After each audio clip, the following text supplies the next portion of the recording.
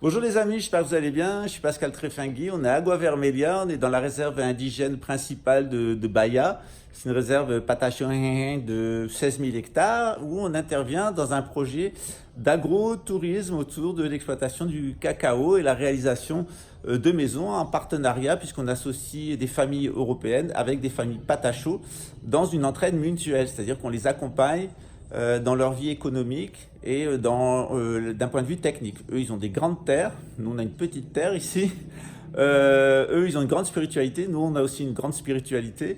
Et par contre, nous, il y a des batailles qu'on a gagnées. Moi, en tant qu'Algérien par ma mère, en tant que Breton par mon père, on a gagné l'indépendance et l'autonomie.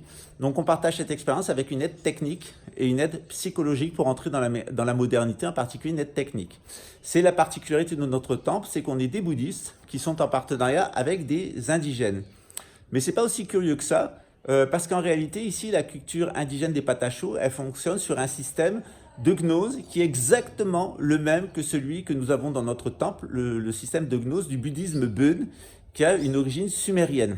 Donc on pratique le bouddhisme, évidemment du Bouddha Sakyamuni, mais ce bouddhisme du Sakyamuni, il a reçu un héritage d'un Bouddha antérieur, qui est le Bouddha Shenra Miwoshe, on l'appelle Tumpa Shenra Miwoshe. Et ce Bouddha, eh bien, il nous a laissé un l'enseignement sur les distorsions élémentales principalement, et puis toute une cosmologie qui est exactement la même que celle des Patachos et qui fait référence à un très très vieux fond commun à toute l'humanité, c'est ce qu'on appelle la tradition primordiale.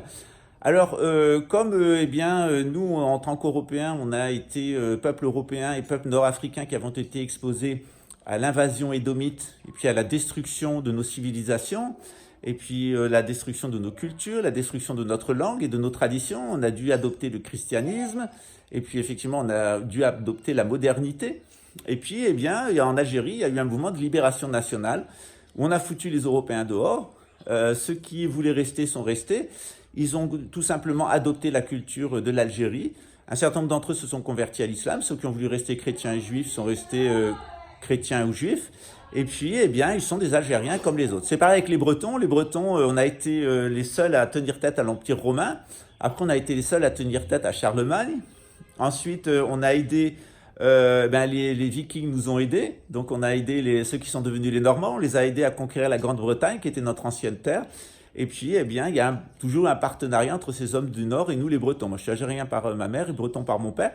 Et donc, c'est deux grands peuples qui viennent de la culture méditerranéenne. Les Algériens, c'est principalement des Kabyles, puisque les descendants de la colonisation arabe, c'est très peu de personnes. Mais le monde arabe, le monde sémitique nous a apporté la belle religion de l'islam, tout comme eh bien, le monde romain nous a apporté la belle religion du christianisme. Les Bretons, on est chrétiens, mais on a aussi des traditions. C'est-à-dire qu'on a l'islam, on a le christianisme, on a le judaïsme, qui coule dans notre culture, mais on a aussi avant tout du sang de l'Atlantique, et c'est ce même sang de l'Atlantique qu'on a ici chez les Patachos. Donc nous, l'objectif de notre temple, eh bien, c'est nous, en tant que peuple traditionnel, en tant que structure traditionnelle, eh bien, de pouvoir nous aider mutuellement pour faire face à l'effondrement de la modernité. Puisque le monde occidental, avec sa modernité, va s'effondrer dans le cadre d'une troisième guerre mondiale et de l'effondrement eh bien, du nouvel ordre mondial qui ne fonctionnera pas aux alentours de 2028. Et en attendant 2045 et la reconstruction d'une civilisation mondiale, notamment ici à partir de Brasilia, c'est pas très loin, c'est à quelques centaines de kilomètres d'ici, et pas très loin de Brasilia, eh bien, on est dans le cadre d'un processus de reconquête traditionnelle. Et évidemment, dans le cadre de ce processus traditionnel, on donne des enseignements indigènes et bouddhistes et bön. Et puis, on est aussi en partenariat avec d'autres traditions, la gnose chrétienne, la gnose juive, la gnose musulmane, la gnose taoïste, la gnose hindoue. Ça, c'est la même gnose, mais sous des formes différentes. Voilà. Ça, c'est la spécificité de notre temple. On donne des enseignements et on agit dans un projet d'éco-village, dans des activités économiques en commun. Alors, il arrive que par moment on fasse des mauvais choix, c'est-à-dire qu'il y a des mauvaises personnes qui rentrent dans notre groupe. On a beaucoup souffert ces 2 dernières années parce que 2 personnes dans notre groupe avaient été payées par le renseignement luxembourgeois, en particulier le ministre de la Défense François Bosch, qui avait donné son aval pour mon élimination physique. Par tous les moyens, jusqu'à payer un avocat brésilien corrompu, pédocriminel, et puis un policier corrompu et pédocriminel lié au milieu nazi de l'extrême droite nationaliste.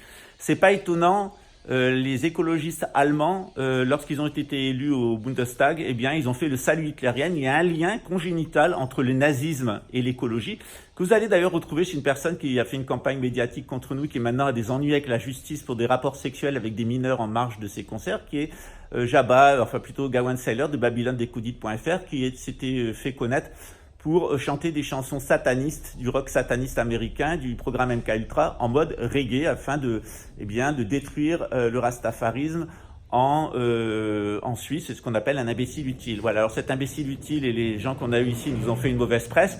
On est arrivé maintenant au bout, on vient de faire tomber une campagne de diffamation contre nous au Brésil. Et puis grâce à Dieu, on a la confiance des nouvelles autorités brésiliennes à partir du dimanche, c'est-à-dire du Parti des travailleurs, puis on va pouvoir continuer avec la bonne couleur et avec le bon signe pour continuer à valoriser l'émancipation des femmes, l'émancipation des homosexuels, l'émancipation des peuples indigènes, et puis évidemment une économie de la connaissance et une économie de la paix, où la police est là pour garder la paix civile et où la police est là pour aider au développement. Parce que quand l'armée construit, elle construit beau, bien et durablement. L'armée, elle sait détruire à l'extérieur, mais à l'intérieur du pays, l'armée, elle est là pour construire. Donc on a des partenaires militaires, on a des partenaires policiers. Il y a des gens qui nous aiment bien au Brésil, puis il y a toujours des nazis, des corrompus, des psychopathes. Mais en règle générale, on est toujours attaqué par les mêmes, c'est-à-dire les réseaux pédocriminels qui sont liés à l'extrême droite nazie, qu'elle soit française ou qu'elle soit allemande, avec des liens directs avec la Shoah. Voilà, c'est toujours les mêmes. Hein, voilà. Donc voilà, donc nous on fonctionne comme ça. Bienvenue dans notre temple pour les nouveaux venus. On a une longue histoire. Moi, mon premier temple, je l'ai ouvert en 1995 en Nouvelle-Calédonie, le deuxième à Luxembourg en 1989 et celui-ci en 2019 au Brésil. Voilà. Donc une longue expérience de l'enseignement, longue expérience du bouddhisme et une interaction avec toutes les traditions spirituelles et les peuples autochtones. En Nouvelle-Calédonie, j'étais très inséré dans le milieu kanak, indépendantiste. Je travaillais avec eux, on avait adapté un certain nombre de choses traditionnelles à l'univers kanak. C'est d'ailleurs mes amis kanak qui m'ont protégé quand la France a essayé de m'assassiner. Et puis à Luxembourg, j'ai été protégé par les milieux monarchistes, les milieux traditionnels et catholiques, quand l'extrême droite nazie, nouvelle ordriste, a essayé aussi de m'assassiner. Ici, ça a recommencé, j'ai été protégé par les mêmes, c'est-à-dire les gens traditionnels, les indigènes, et puis les catholiques et les gens de la monarchie, qui m'ont protégé contre les tentatives d'assassinat venant de l'extrême droite nationaliste européenne, avec ses accointances au Brésil, avec ses fascistes et ses nazis, qui maintenant quittent le pouvoir dans un désastre économique et dans un énorme scandale financier. Voilà. À très bientôt et bienvenue sur la chaîne de Notre Temple. Mais en tout, vous avez 6 chaînes qui sont à votre disposition et cherchez un petit peu et vous les trouverez. En tout cas, on mettra les liens en dessous. Je vous embrasse très fort et puis je vous dis à très bientôt. Ciao. Et bonjour de Bahia.